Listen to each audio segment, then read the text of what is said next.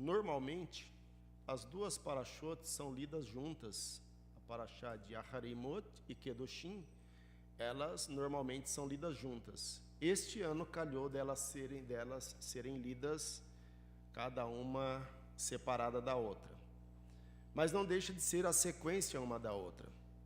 Na parashá anterior nós falávamos que Hashem nos tirou do Egito, e quando ele nos tirou do Egito, ele fez algumas recomendações para nós. Ele nos deu algumas recomendações. E uma das recomendações mais importantes que ele deu para nós na parashá passada foi a seguinte: quando vocês entrarem na terra de Israel, não cometam ou não façam mais ou não usem mais o costume das nações do Egito, da qual eu vos tiro. Não usem, não façam, mas não pratiquem mais o costume das nações da qual eu vos tiro, do Egito, né? Que era a nação principal daquela época. E dizendo isso, ele estava dizendo isso exatamente porque nós, quando estávamos no Egito, não é de achar diferente, de pensar diferente, que nós não iríamos, durante 200 e poucos anos, né, vamos dizer assim, após a morte de José, ou vamos até inteirar os 400 anos, ou 430, como alguns leem, que estivemos no Egito, nós não íamos assimilar o que os egípcios faziam. Na realidade, nós éramos mais egípcios do que Israel, muito mais egípcios do que hebreu, né? Que na verdade nós não éramos Israel, nós éramos hebreu. Israel por sermos filhos de Israel, filhos de Jacó, que estávamos no Egito. Mas nós éramos mais egípcios. Imagine hoje nós temos aqui o Avimelech, que é boliviano, temos um outro amigo dele ali, que é boliviano também, e temos o Juan, que é uruguaio. Imagine esses meninos se casando aqui no Brasil, tendo filhos. Estou falando assim porque o Avimelech ainda é solteiro, o Juan também, né? O amigo do Avimelech eu não sei se é solteiro. É solteiro também? É casado? Casado. Já tem filhos? Ainda não, mas terá. Se Hashem assim permitir, terá. É mitzvah, né? É mandamento. Mas tudo bem. Então imagine vocês tendo filhos aqui no Brasil e os vossos filhos tendo netos aqui no Brasil, e bisnetos, depois tataranetos. Com certeza eles serão muito mais brasileiros do que bolivianos ou uruguaios. Muito mais brasileiros. Eles vão aderir muito mais à cultura do Brasil, aos costumes do Brasil, do que aos propriamente dito da Bolívia ou do Uruguai. E isso não foi diferente conosco quando estávamos no Egito. Também aconteceu conosco a mesma coisa.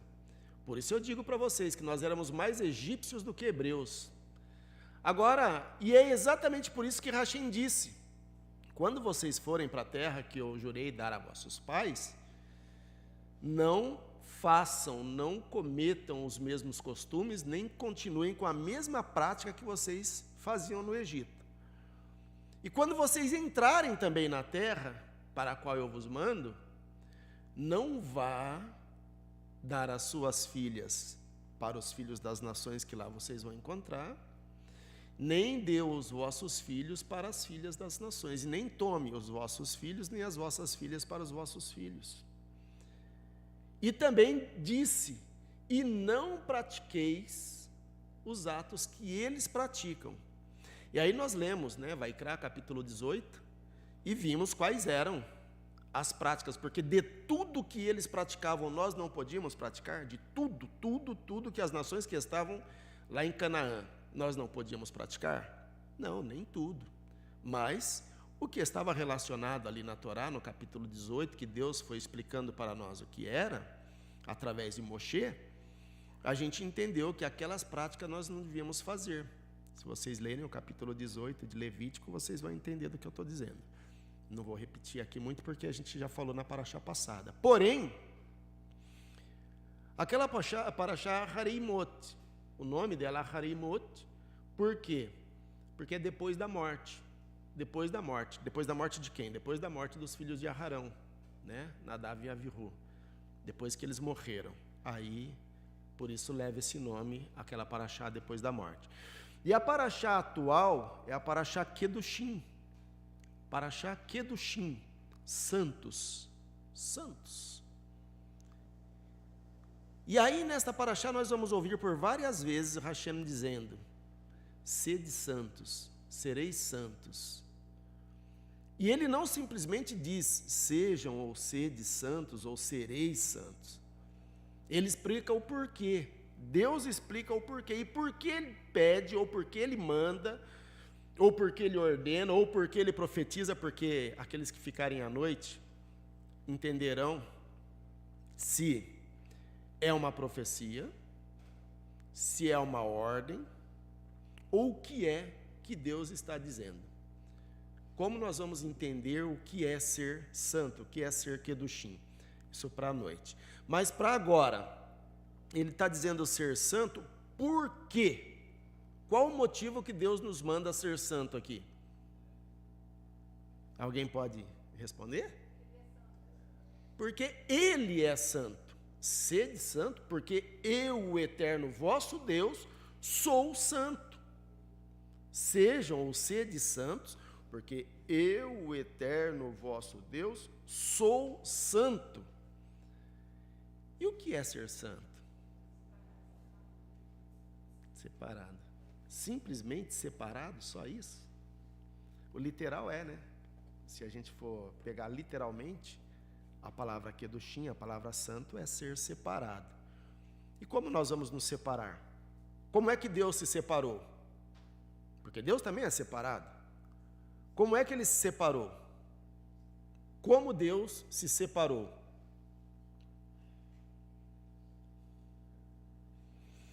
Deus se separa através de nós, Israel. Deus se separa através de nós, Israel. Porque nós vamos ouvir, se você for falar que Deus é o Deus de Israel para as nações vão dizer, não, mas Deus é de todos. Deus é de todos. Normalmente vai ser assim, Deus é de todos. Por que Deus é de todos, você pergunta? Porque foi Ele quem criou, foi Ele quem fez todos. Verdade. Deus fez a todos. Deus criou todos. E Deus criou tudo. Não há no mundo o que Deus não tenha criado. Porque Ele é. Ele era e Ele é. Vocês entendem? Ele é. Antes que tudo, Deus é Deus. Antes que qualquer coisa, Deus é Deus. Então, tudo que vem, vem depois. Tudo que existe vem depois de Deus. Então, lógico que todos e tudo são de Deus, mas é realmente assim? Tudo aquilo que você fez, tudo aquilo que você criou, tudo aquilo que você conquistou, tudo aquilo que você conseguiu, tudo é seu? Nem tudo é seu. Será que tudo é de Deus? Então por que ele diz assim, sede santos, porque eu sou santo? Porque de tudo o que é dele, em especial, é para você. Especial é para mim, especial é para nós, Israel, especial é para nós. Especial é para nós. Eu não sei se vocês analisaram, mas normalmente nós, quando vamos falar alguma brahá, alguma bênção, nós falamos assim, Baruch atah Adonai Eloheinu melech haolam, asher kideshanu bemitzvotav. Asher kideshanu bemitzvotav. Bendito sejas tu, eterno nosso Deus, Rei do Universo, que nos santificastes com o quê? Com os seus mandamentos. Então, o que é que nos santifica? O que é que nos torna separado? Mas como os mandamentos? Só porque Ele nos deu os mandamentos, nós somos separados? Quando nós praticamos, quando nós cumprimos os seus mandamentos, nós somos separados. Mas se eu não roubar, eu sou separado das nações? Se eu não matar, eu sou separado das nações. Mas tudo isso está nos mandamentos. Acontece que existem mandamentos universais, mandamentos que são para todos, e não são por esses mandamentos que nós somos separados. Agora, existem alguns mandamentos pelos quais nós somos separados, pelos quais nós somos separados. Quais deles? Por exemplo, a carne kosher é um dos mandamentos, a carne kosher, porque inclusive aqui nessa paraxá que nós lemos está escrito: não comereis a carne enquanto o seu sangue ainda está nela. Não comereis a carne enquanto o seu sangue ainda está nela. É uma mitzvah, é um mandamento. Mas alguém paga, alguém neste país que nós vivemos, vamos falar deste país, alguém neste país, nesta nação que nós vivemos, paga alguma multa, é crime para alguém neste país não comer o sangue na carne? Não. Se alguém comer o sangue como come, a gente sabe disso, a gente não quer entrar nos detalhes, mas a gente sabe que você vai no açougue, você compra a carne, come, você está comendo sangue, e não cometeu crime nenhum. Não cometeu crime nenhum. Mas e nós, se nós comermos? Estamos cometendo crime, porque está escrito. Está escrito para que nós não comamos. E por este mandamento nós somos separados, porque são mandamentos que... você quer ver uma coisa?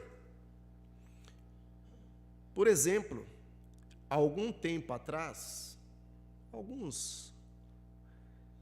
hoje não tem nem eficácia e acredito que nem está na lei, mas existia na lei, na nossa Constituição, estava escrito que quem cometesse adultério cometia crime.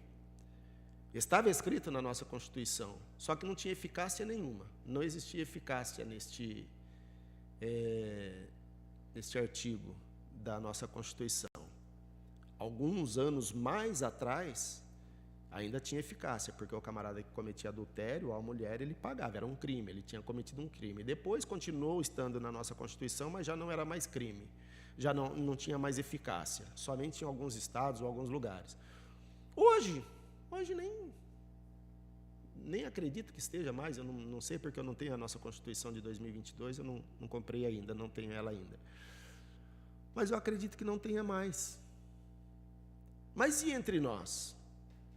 Aí alguém vai falar assim, mas vocês estão onde? Vocês estão no Brasil, nós estamos no Brasil. Mas se nós lermos 1 Coríntios capítulo 6, veja que interessante que vai falar para nós. Brit Hadashah. Não é nem Torá, hein? É Brit Hadashah.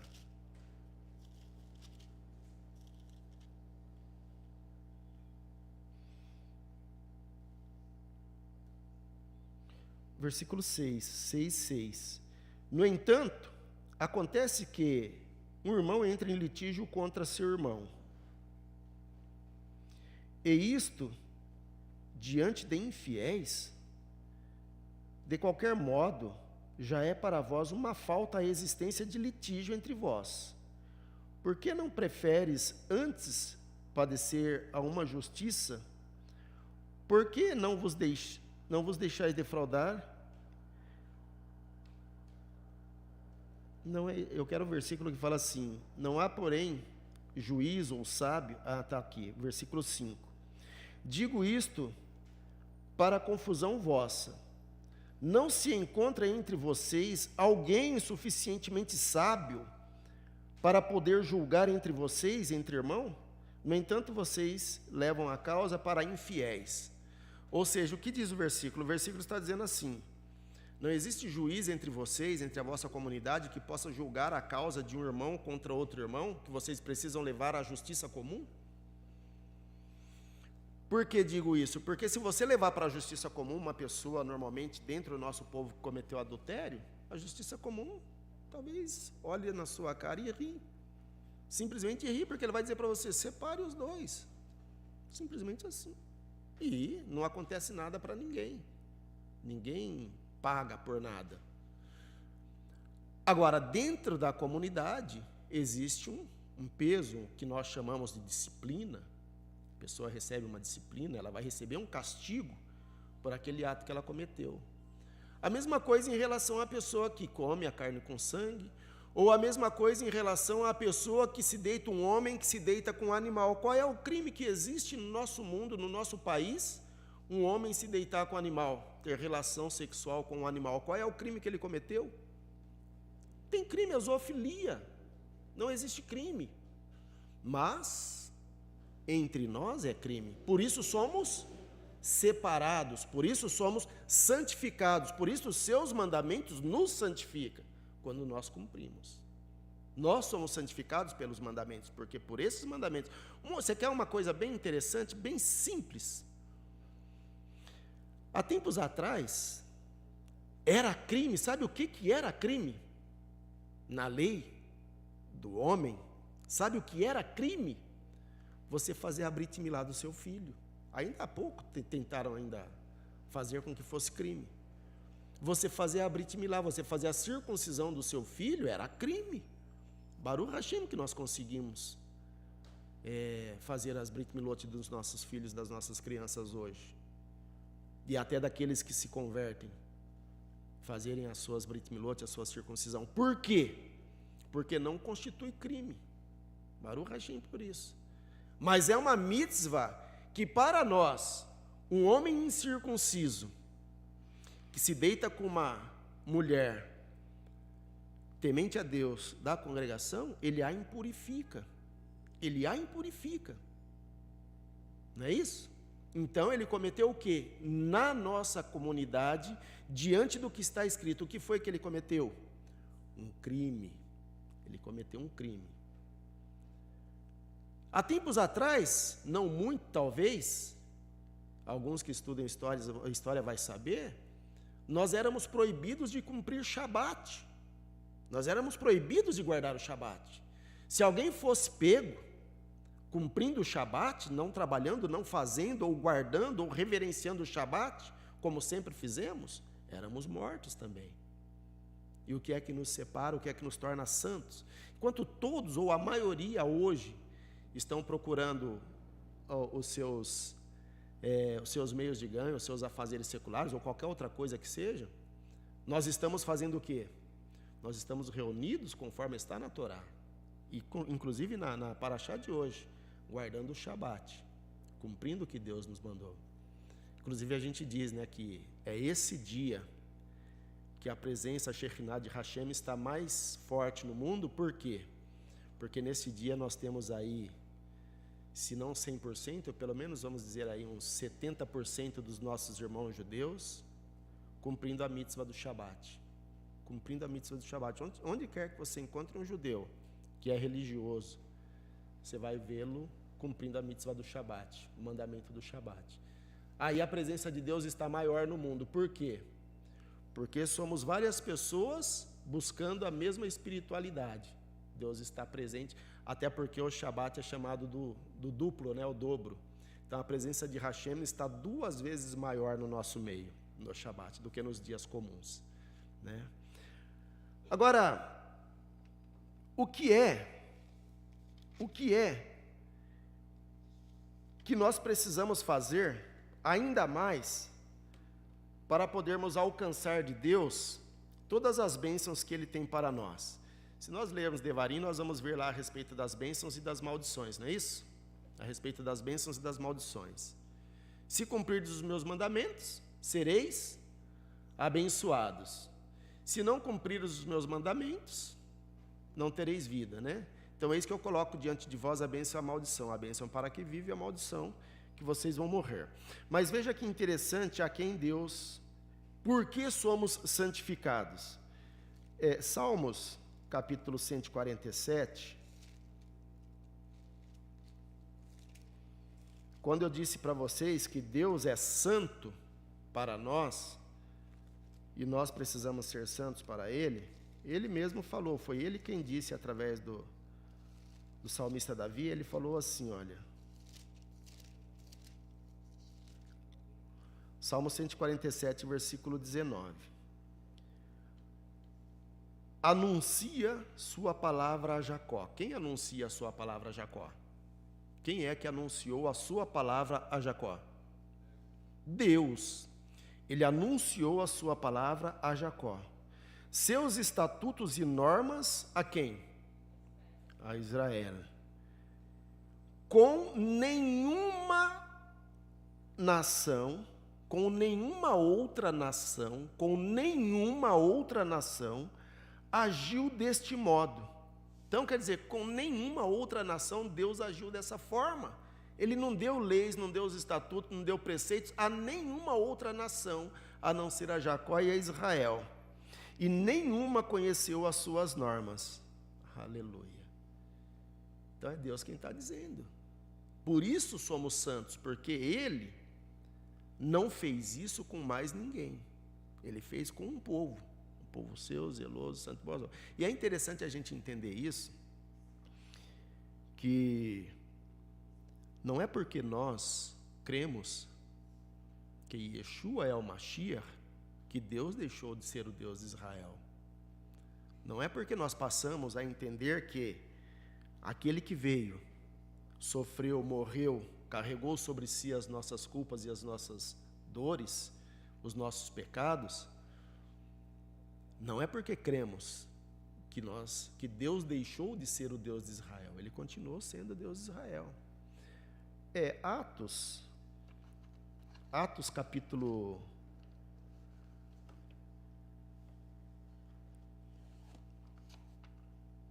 'Deixa eu ver onde que eu marquei aqui. Atos, no capítulo 21, está escrito assim, olha.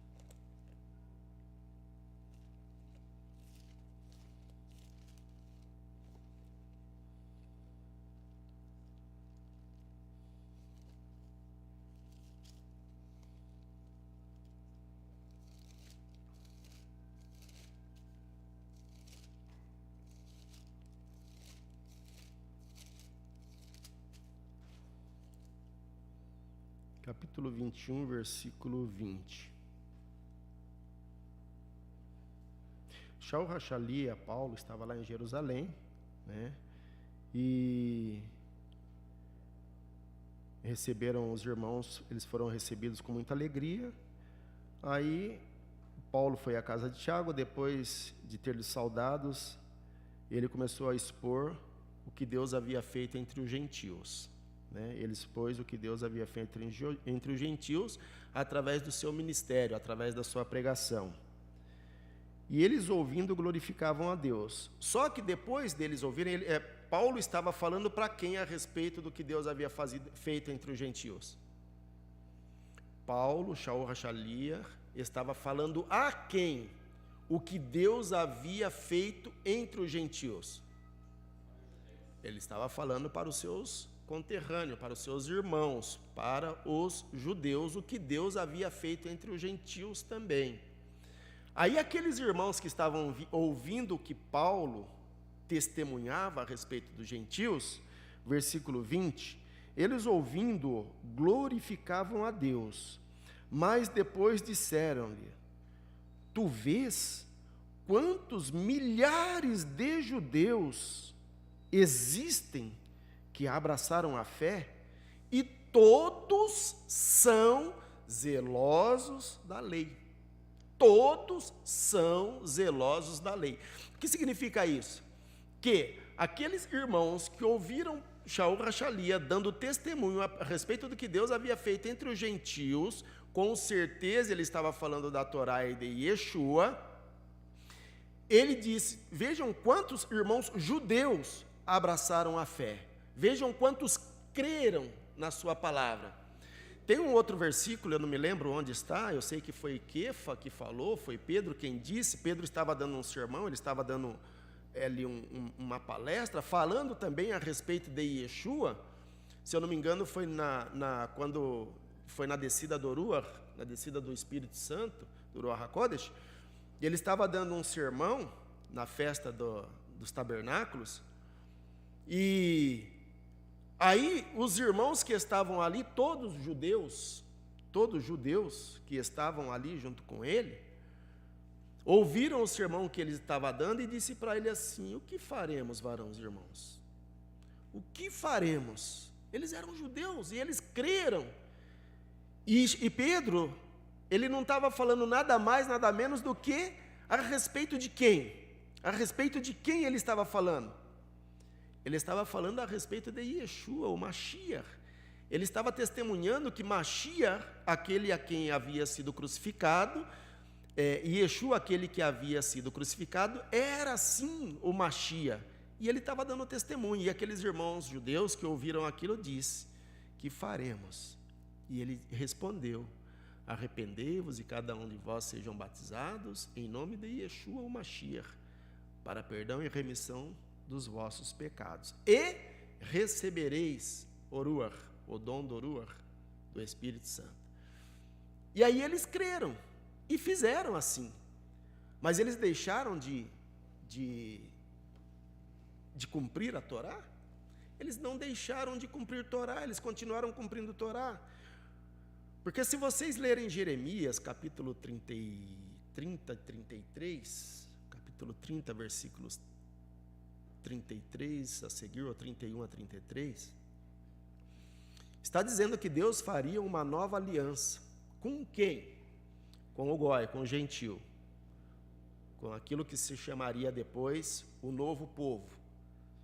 Porque Deus havia descumprido a sua própria palavra, porque ele mesmo falou, se você ler Ezequiel capítulo 20, você vai ver que Deus, até na Torá aqui, ele fala, na Torá passada, ele disse assim: não é por causa do número que vocês são, não é por vossa causa, mas em um versículo ele diz que é por causa dele mesmo, da palavra que ele havia jurado aos pais dele, aos vossos pais, né, a Abraão, Isaque e Jacó.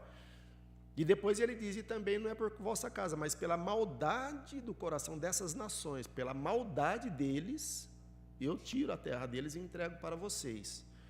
Depois, Ezequiel capítulo 20, ele vai dizer que eu vos levei ao deserto, lá eu vos educava, lá eu vos ensinava, lá eu vos dei o maná, lá as vossas roupas não se apodreceram, não se gastaram, os vossos sapatos não furaram, lá vocês não trabalharam. Ou seja, no deserto nós não fizemos nada, no deserto nós vivemos da palavra de Deus. Aí cumpriu-se a palavra que diz: nem só de pão viverá, mas de toda a palavra que sai da boca de Deus. E lá no deserto foi assim que aconteceu conosco, porque nós não plantávamos, nós comíamos, tudo que nós queríamos, nós tínhamos.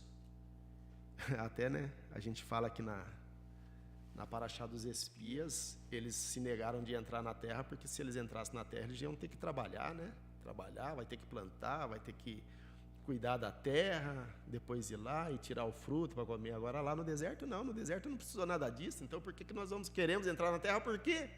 Não queremos entrar na terra. Moshe, você nos tirou do Egito para nos trazer para morrer aqui, nós não queremos, não quero ir para a terra. O que vamos fazer na terra? Se aqui está bom, Bom, mais interessante para nós é isso aqui, que eles não precisaram descumprir Torá para poder crer que Yeshua era o Mashiach. Muito pelo contrário. Aqueles que criam que Yeshua era o Mashiach, o que eles estavam fazendo? Quem cria? Dos judeus que creram que Yeshua era o Mashiach, o que ele estava fazendo? Irmãos? Quem não creram que Yeshua era o Mashiach estava fazendo o quê? Tem os que não creram e os que creram. Deixa eu voltar lá, Jeremias capítulo 30, 33 diz assim: eis que farei um concerto, uma nova aliança com quem? Com a casa de Judá e a casa de Israel. Não era com outro povo, é com o mesmo povo que Deus estava fazendo o concerto e a aliança. Não tinha um povo, era o mesmo povo que ele estava fazendo um concerto. Derramarei em vossos corações o Ruach, colocarei o meu espírito em vocês, tirarei de vocês o coração de pedra e imprimirei em vocês um coração de carne. Ou seja, a minha aliança, os meus estatutos, as minhas normas não estarão mais nas tábuas de pedra, mas elas estarão dentro de vocês. E é interessante que esteve dentro da gente mesmo, porque mesmo na diáspora, por todo canto onde andamos, as mitzvahs de Hashem não deixaram de estar conosco. Agora, quais são os preceitos, quais são as mitzvahs que nós não cumprimos? Aquelas que são cumpríveis em Yeshua, o Mashiach, como por exemplo, qualquer lei que você falar de sacrifício de derramamento de sangue, ela está implícita em Yeshua, na sua morte. ela está implícita ali. E eu tenho o costume de dizer, e a gente debate muito sobre esse assunto, eu e meu irmão. E eu falo para ele assim, mas por que os nossos irmãos fazem o Pêssah no dia 15 e nós fazemos no dia 14? Porque Deus é sábio e Deus ama o seu povo. Sem cordeiro não tem Pêssah. Sem cordeiro não tem Pêssah. Por isso que eles fazem no dia 15, dizendo ser Pêssah, não é Pêssah, é Hag Matzah. É a festa das Matzot, festa dos pães asmos, e não a festa do Pêssah. Os 7 dias, inclusive está escrito. Mas por que é dessa forma? Porque não existe o templo. Não tendo templo, não tem cordeiro. Então por que não tem um templo? Porque Deus é sábio. Porque Ele queria poupar o seu povo de pecar. De ao invés de achar que estava fazendo, cumprindo uma mitzvah, estaria pecando. Por quê? Porque já não teria mais valor. Até houve alguns sacrifícios depois ainda da morte do Mashiach, mas sacrifícios sem valor, sacrifícios feitos em vão. Porque o Mashiach já havia morrido, o sangue dele já havia sido derramado. Então eram sacrifícios em vão. Por isso Deus preferiu que o templo fosse derrubado. Sendo derrubado o templo, o que acontece? Nossos irmãos não vão mais sacrificar animal. Não sacrificando animal, eles deixam de cumprir um grande pecado. Porque o sangue que foi derramado, o sangue de Yeshua, do Mashiach, que foi vertido na cruz, esse é o sangue, esse é o verdadeiro. Não é isso? Esse é o que tornou eficaz, inclusive, todos os outros sangues de animais derramados. Todos os sangues que foram derramados nos tempos antigos, antes do Mashiach, eles se tornaram eficazes quando o Mashiach morreu. Por isso os nossos irmãos que faziam sacrifício de animais têm os vossos pecados perdoados, porque o sangue do Mashiach fez deu sentido a tudo aquilo. Bom, mas vamos lá. Eu quero ler aqui para vocês, na Ética dos Pais, um capítulo que me chamou bastante atenção, porque diz assim o sábio, ele dizia, faze a vontade dele como se fosse a tua, faz a vontade dele como se fosse a tua, para que ele faça a tua vontade como se fosse a dele. Suprime a vontade ante a dele, para que ele suprima a vontade dos outros ante a tua. Vejamos que interessante, olha como está escrito, gente. Por favor, eu vou ler aqui, mas vocês não durmam. Normalmente, quando a gente lê, o pessoal tende a, vai vendo a história, aí a gente vai se lembrando de quando nós éramos criança, Nós vamos nos lembrando de quando a gente era criança, de quando nós éramos criança, que os nossos pais contavam para nós as historinhas e a gente, ia se amolecendo, ia dormindo.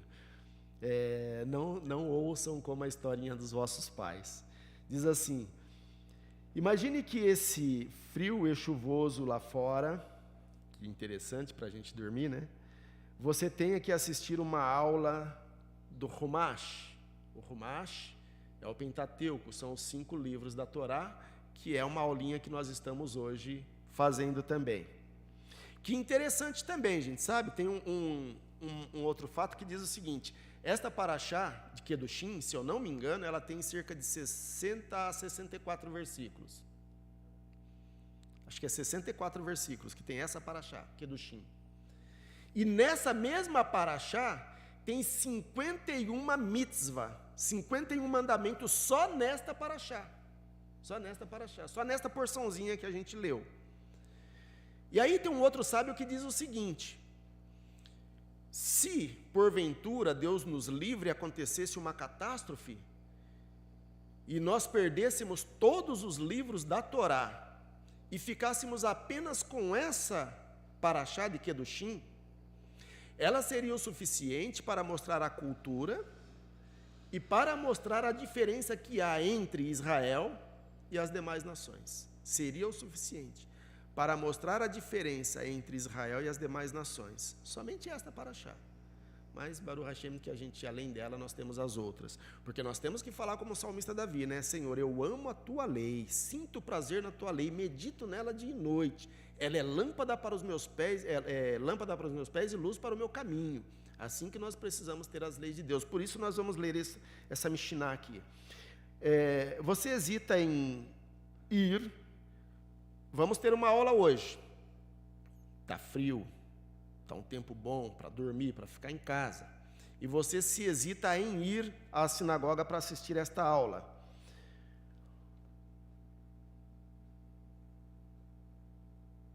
Mas, se fosse um cliente do qual você espera que venha fazer uma grande encomenda com você, se você estivesse esperando esse cliente para ver, e o clima, este mesmo clima, ia impedir você de fazer essa negociação, de receber este cliente, ia impedir você de...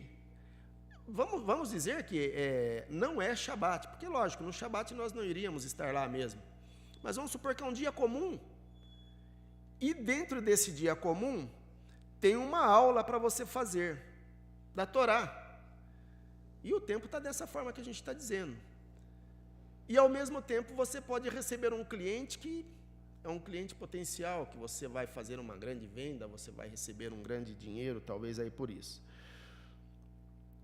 O clima impediria você de receber esse cliente? No caso da aula, a vontade do Todo-Poderoso, a vontade de Deus está envolvida.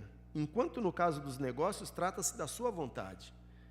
Na aula está colocada a vontade de Deus. Porque Ele quer que nós nos apeguemos ao estudo da sua Torá, não é isso? Não é a brahá que a gente faz todas as manhãs? É a brahá que a gente faz de manhã. Então, nesse estudo está empregado a vontade de Deus. Mas, no negócio ali com o seu cliente, está empregada a tua vontade, o teu desejo. Aí veja que interessante. A Mishnah nos aconselha seriamente. Faze a vontade dele com a mesma devoção e entusiasmo que você tem que fazer a tua. E mais ainda, se você quiser saber quão forte uma vontade pode ser e o quão pleno pode ser realizado, pode aprender isto melhor ainda com os perversos. Olha que interessante. Você pode aprender isso melhor com o goi, com o ímpio. Se eu não me engano, tem um versículo que fala que o ímpio, eu não me lembro agora, se vocês se lembrarem, me ajuda, que o ímpio, ele é mais prudente do que os sábios, ou do que o justo, alguma coisa assim, eu não me lembro agora exatamente como é, mas tem algo que fala que o ímpio é mais prudente, ou o ímpio é alguma coisa mais que o justo, ou que o sábio. Se vocês... É isso mesmo, os filhos das trevas são mais prudentes que os filhos da luz. Aí, com esse versículo, preste atenção numa coisa. Quando Jacó retornou a Canaã, ele mandou dizer a seu irmão Esaú assim: com Labão, o arameu, vivi, ou estive. Aí o Rashi interpreta isso com uma paráfrase da seguinte: com o iníquo morei. Mas o que ele quis dizer? Ele aumentou. Lá ele diz, com Labão, o arameu, morei. Mas aí ele diz o seguinte, ele aumenta, e mantive os 613 preceitos da Torá. Mas onde está escrito isso? Está na Torá? Não, não está na Torá. Por quê? Porque ele diz assim, com Labão morei e não aprendi com suas más ações. Então os estudiosos ficam intrigados, querendo saber por que ele achou necessário acrescentar, e não aprendi com suas más ações. Certamente, se Jacó observou os 613 preceitos, então obviamente não foi influenciado. Mas, talvez Urash quisesse dizer algo bem distinto disso, que Jacó tinha autocrítica. Eu, de fato, morei com Labão, admite Jacó. Eu observei a descrição completa e abrangente ao mal. Quando ele decide, olha, veja que interessante agora, o caso do goi e o caso do ímpio. Quando ele decide roubar um cavalo, ele se levanta como um leão, no meio da noite. Nem o frio, nem a neve ou o perigo impede de levar a cabo sua tarefa. Então, é isso que acontece com o ladrão. O ladrão, ele está disposto, não tem frio, não tem neve, Normalmente, estou falando do normal, porque tem um ladrão preguiçoso também. Tomara que sejam todos. O normal é que o ladrão, ele não importa, ele levanta, ele vai cumprir a sua tarefa.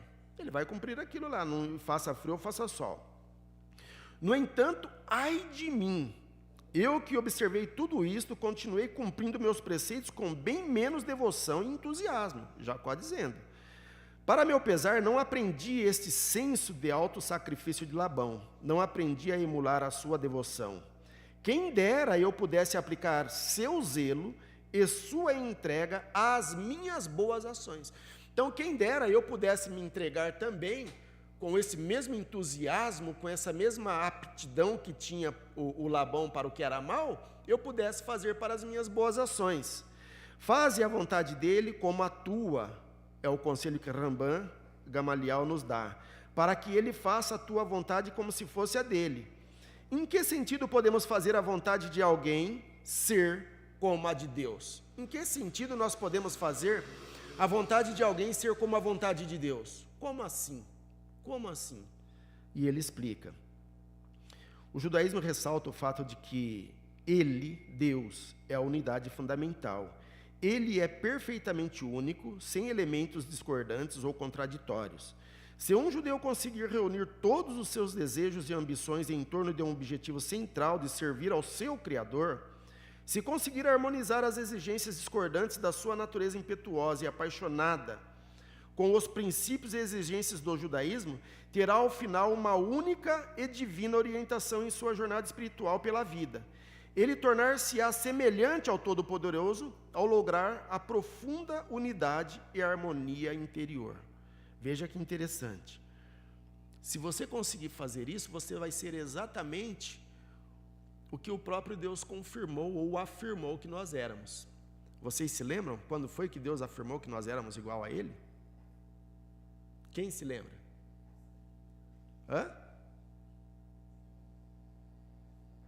Quando nós fizemos o contrário do que Ele havia mandado. Nós nos tornamos igual a Ele, porque Ele disse: o homem se tornou como um de nós.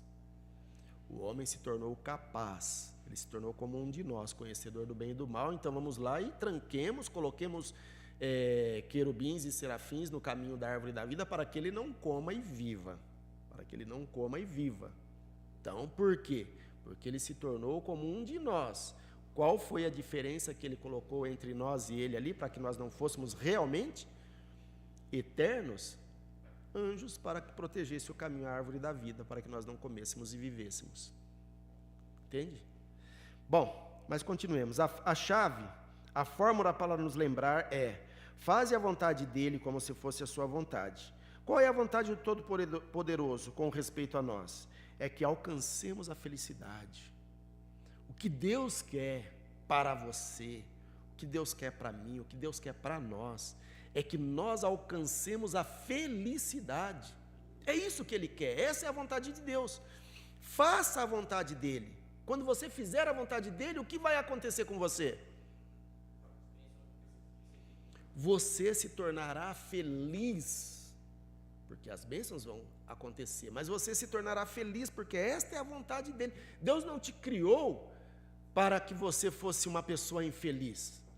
Ele não te criou para que você tivesse, se sentisse ruim no mundo que Ele te colocou. Inclusive tem gente que se sente ruim aqui, né? Fala assim: eu quero um lugar melhor que esse lugar aqui não é para mim não. Ou seja, a pessoa está desfazendo do presente que Deus a deu, porque está escrito: os céus é o meu trono, mas a terra eu dei aos filhos dos homens. Os céus é o meu trono, a terra eu dei aos filhos dos homens, eu dei. Então você não quer o que Deus está te dando. Quando você rejeita, você não quer o que Deus te deu. Você acha que o que Ele te deu não presta.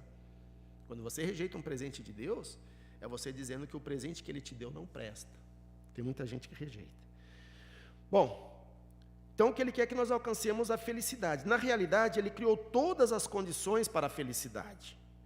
Ele abasteceu o universo com todo tipo de bens, riquezas e recursos, e mesmo assim, nós não atingimos a felicidade que Ele deseja para nós.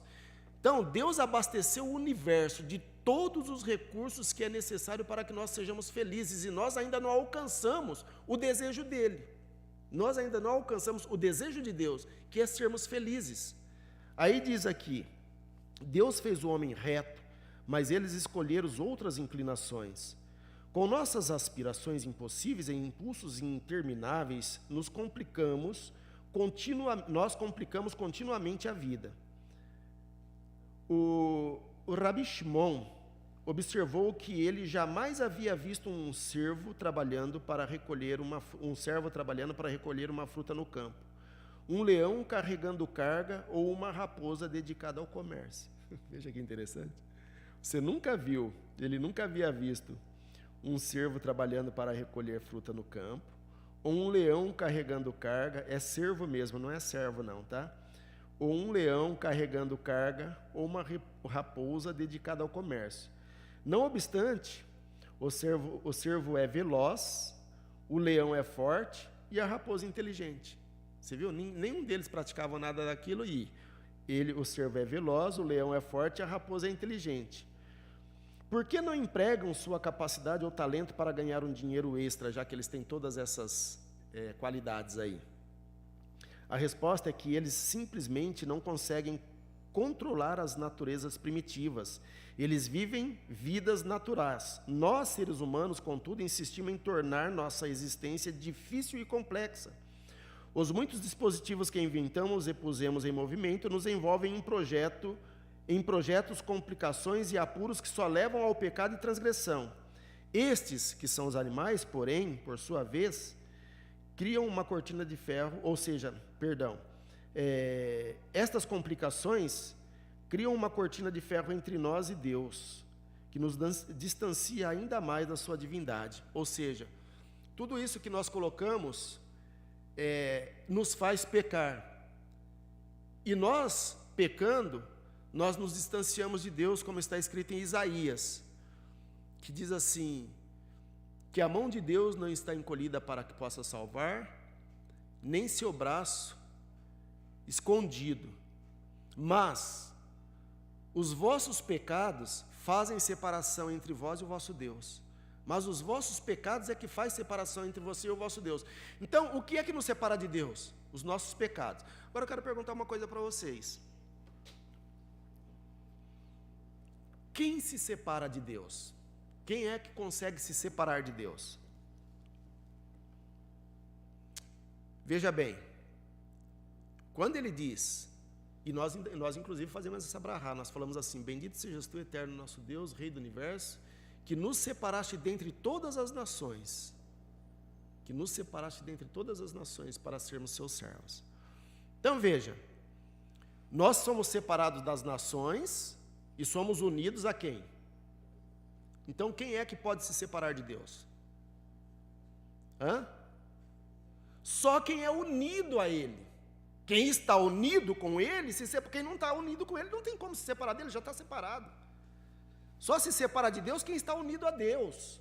Quem está unido a Deus se separa de Deus. Mas quem não está unido a Deus não tem como se separar de Deus. O que eu quero dizer com isso? Quando Deus fala assim, olha, que Ele não deu, Salmo 149, quando fala que Ele não deu leis como esta a nenhuma outra nação, a nação que não cumpre sua lei, está fazendo o quê? Está transgredindo?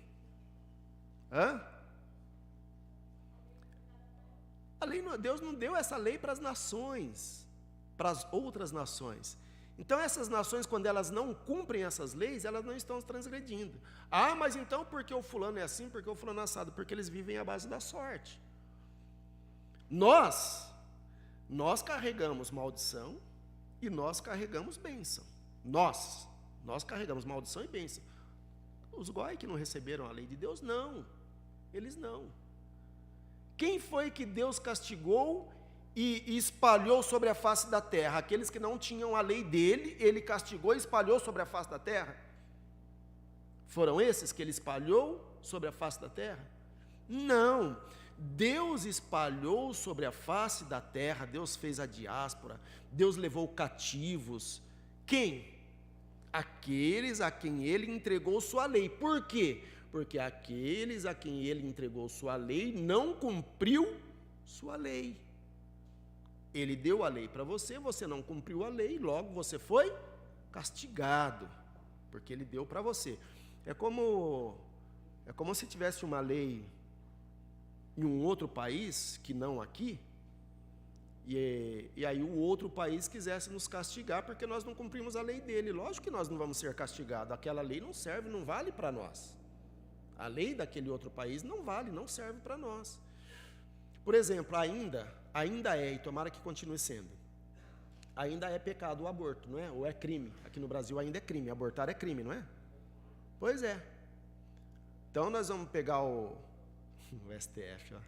Vamos pegar um juiz brasileiro aqui e vamos falar para trazer alguém de alguns estados dos Estados Unidos para que sofra a pena que o Brasil tem, porque lá eles praticam o aborto. Em alguns lugares dos Estados Unidos é praticado o aborto. Então vamos trazê-los e vamos castigá-lo. É assim? Não, porque essa lei, ela é dada a nós. Ela é dada a nós. Aqui, se nós praticarmos, cometemos crime, precisamos pagar. Eles lá não, a lei de Deus é a mesma coisa, ela foi dada a um povo. O povo que não cumpria essa lei, ele não sofre castigo. Quem foi castigado? Quem sempre foi castigado por não cumprir a lei de Deus? Israel, gente. Israel não foi outro povo, foi Israel. Foi Israel que sempre foi castigado por não cumprir a lei de Deus. Então, quem pode ser separado de Deus? Aquele que está unido a Deus. Este é separado de Deus. Aí os pecados deste, os crimes que ele comete, separam ele de Deus.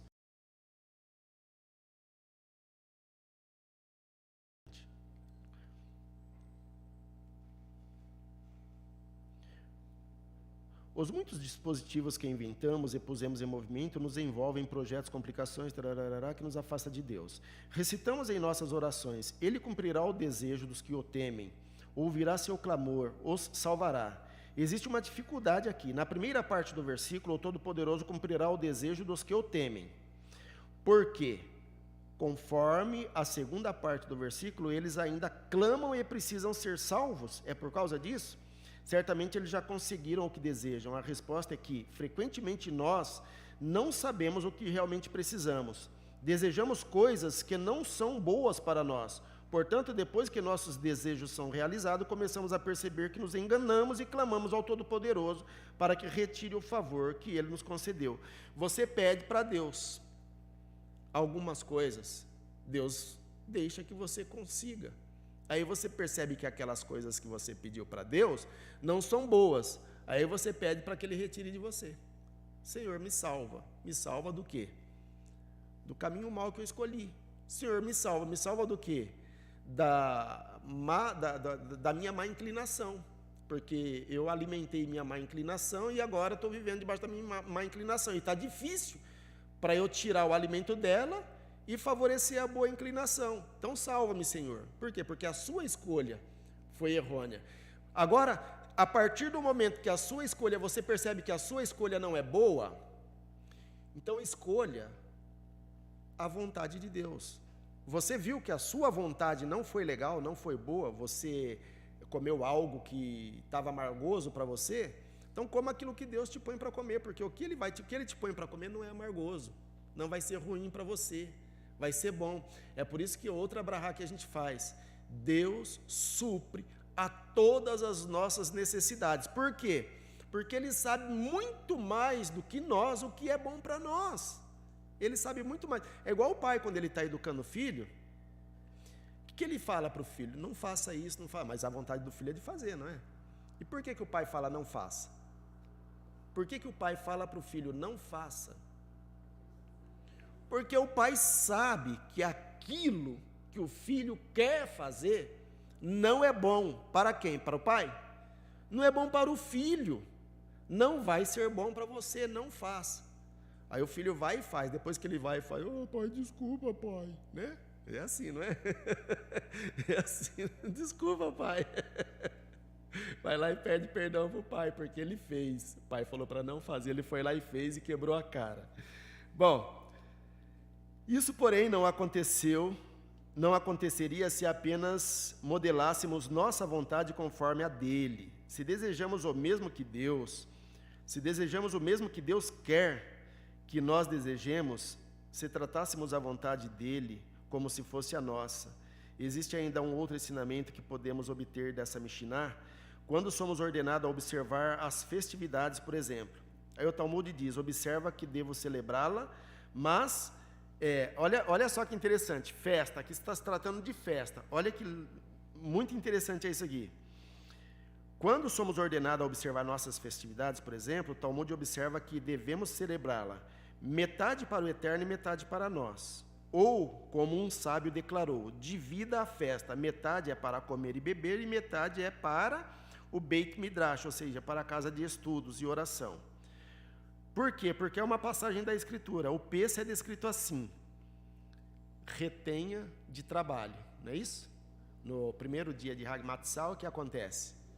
Primeiro dia de Matzah, o que nós não podemos fazer? Trabalhar. E o sétimo dia de Matzah? Também não. Primeiro dia de Pães Asmos, não podemos trabalhar, e o sétimo dia de Pães Asmos, não podemos trabalhar. Haverá retenção de trabalho, haverá em honra ao Eterno teu Deus. Preste atenção.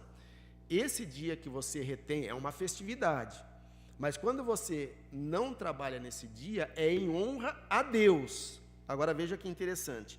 Em outro trecho, diz sobre Sukkot. O que é que vai falar sobre Sukkot?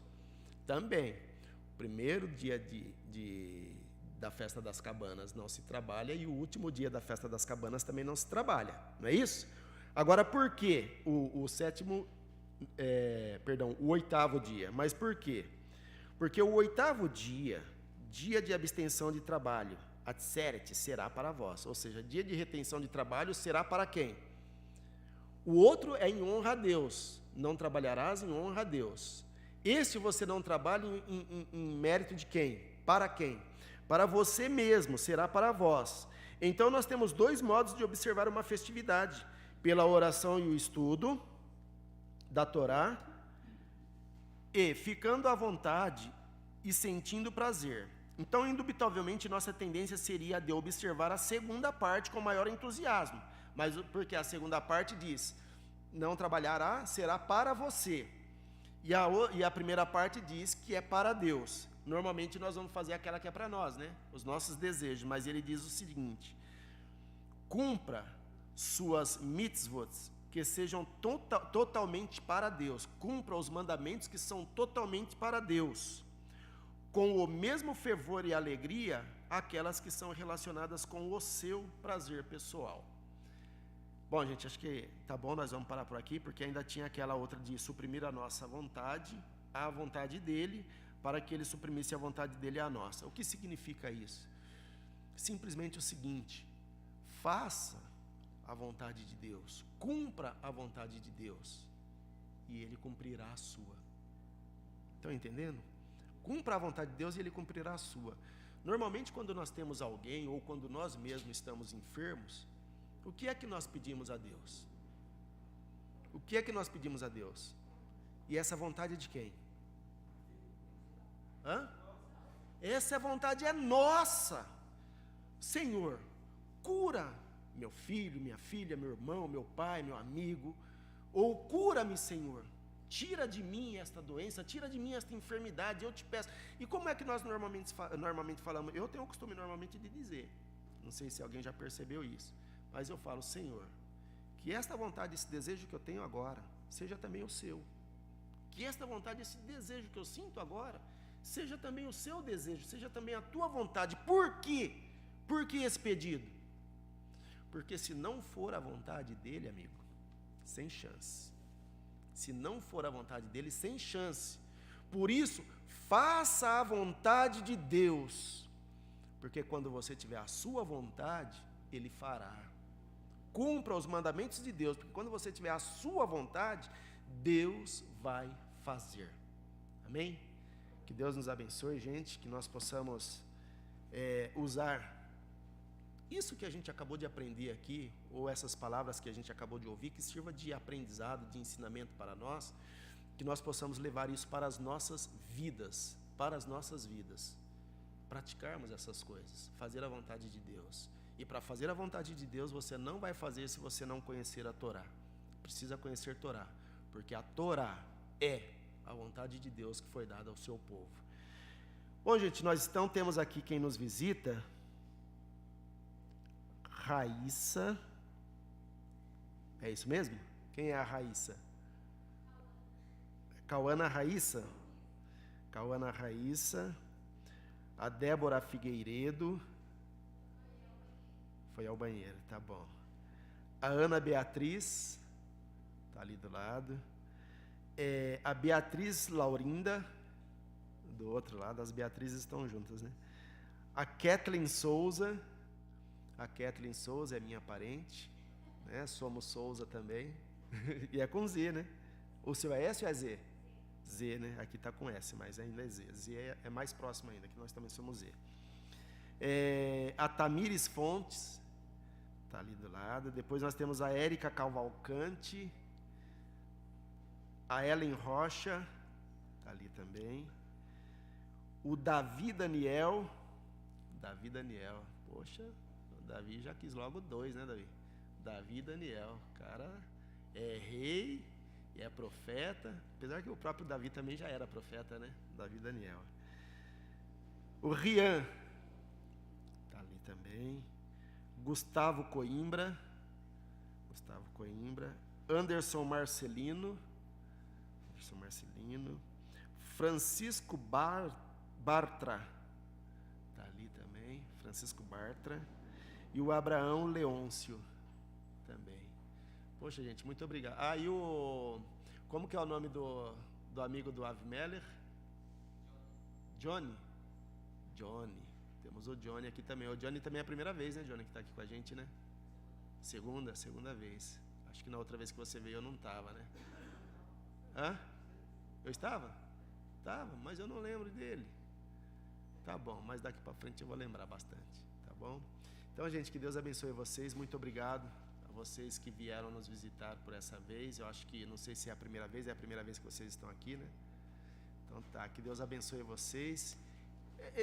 Eu vou repetir sempre o mesmo jargão de um saudoso amigo nosso. Ele dizia assim: olha, se vocês gostaram, vocês voltem. Se vocês não gostaram, voltem.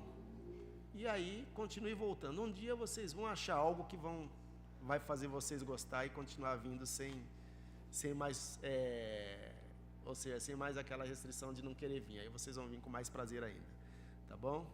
E Deus abençoe também os nossos irmãos aqui da casa que estão aqui conosco, aqueles que irão assistir esta programação, né? Não está no ar, né? Mas você gravou? Então tá bom, beleza. Então, aqueles que irão assistir, que Deus abençoe também, que ela sirva de ensinamento para nós. A gente estava lendo a Torá. A Torá é como disse eu não lembro quem, na Brit Hadashah, que falou, né? Tudo quanto Dante foi escrito para o nosso ensino foi escrito. Então, tudo que está escrito foi para o nosso ensino. Que nós possamos fazer disso algo bom para a nossa vida. Shabbat Shalom a todos. Deus abençoe. Nós vamos agora então para o nosso Kiddush lá embaixo. Baruch Hashem. Então tá jóia.